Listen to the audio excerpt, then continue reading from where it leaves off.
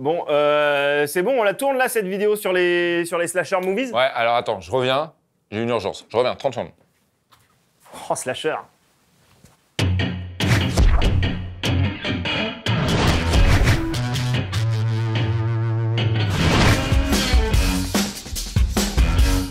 Les films d'horreur, c'est un petit peu comme le rock. Ouais. Il y a des dizaines de sous-genres, au point de parfois s'y perdre. Et si on devait prolonger cette mauvaise métaphore, on pourrait dire que le slasher est à l'horreur ce que le heavy metal est au rock, une excroissance bruyante avec un certain goût pour la mise en scène. Voici donc les 3 slashers qu'on vous conseille pour bien commencer.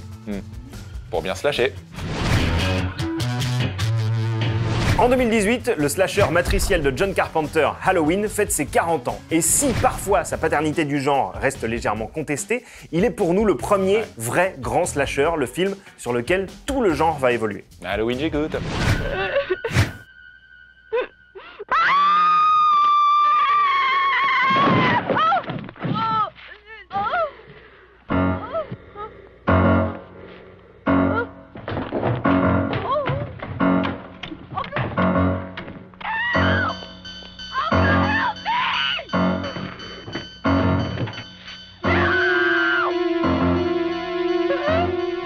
Halloween de Carpenter, c'est un peu une ode à la simplicité, à l'épure. Avec un budget minuscule de 325 000 $, dont seulement 10 000 pour lui, Carpenter écrit, réalise et compose la musique d'un film aussi efficace que parcimonieux dans ses effets. Le succès au box-office puis en vidéo n'en sera que plus éclatant. Une trajectoire qui rappelle un petit peu celle, par exemple, des Dents de la Mer de Spielberg. En tout cas, si vous ne deviez voir qu'un seul slasher de toute votre vie, Halloween, c'est le choix évident. Depuis Halloween, les slashers se comptent par centaines, et non, on n'exagère même pas. Il y en a peut-être même des milliers. On aurait pu piocher dans un Vendredi 13, un Chucky, ou même le bel hommage français que fut Haute Tension d'Alexandre Aja, mais on a préféré conseiller un outsider, le très barré Slumber Party Massacre.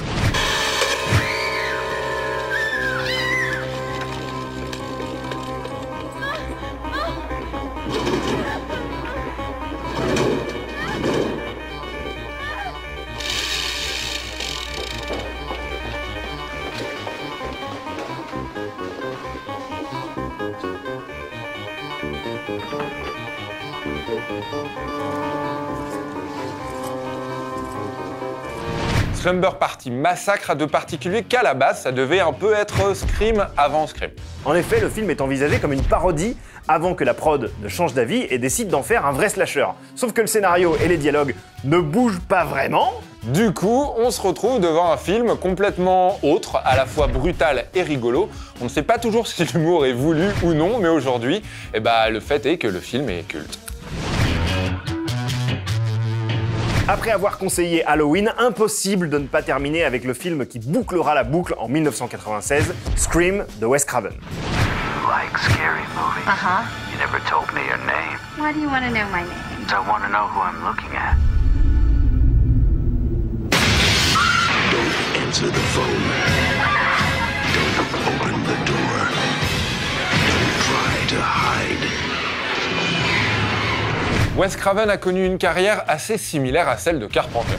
Tous deux sont considérés comme des maîtres de l'horreur, et avec Scream, c'est à la fois un renouveau du genre que signe Craven, mais également une lettre d'amour au film de Carpenter qui avait lancé la mode 20 ans plus tôt. Une sorte de relecture hommage qui prend toute sa dimension dans cette scène culte. Jesus Christ, you don't know the rules?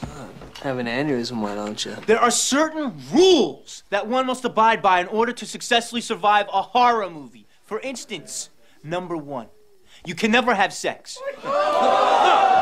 Ok, alors on résume. Halloween, Slumber Party Massacre ou Massacre et Scream, nos 3 slashers essentiels.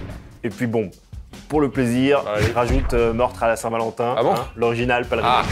Ok. C'est juste pour... Allez, on se lâche.